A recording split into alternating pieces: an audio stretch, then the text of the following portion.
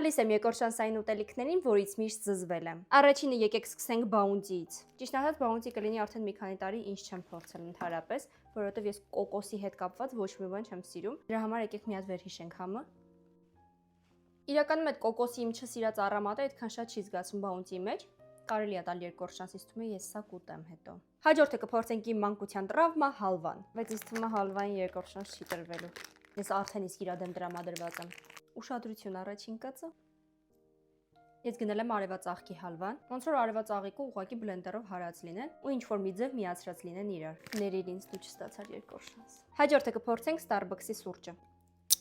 Ախ, ինչպես գիտեք, ես ընդհանրապես ոչ մի տեսակի սուրճ չեմ խմում, բայց որոշել եմ տարբեր սուրճերի դեգուստացիաներ անել, տեսնեմ որն է իմը։ Պրոբույեմ։ Դառնա։ Վրան գրված է կարամել, կարամելի նամյոկ է մեջը, ոչ թե կարամել։ Կգնահատենք սա 10-ից 2, 1, ամենայն դեպս շանս չենք տա հաստատ։ Եվ վերջում կփորձարկենք լոխում։ Անկեղծ փոքրուց տանել չեմ կարողացել լոխումը, դե ինչ պրոբույեմ։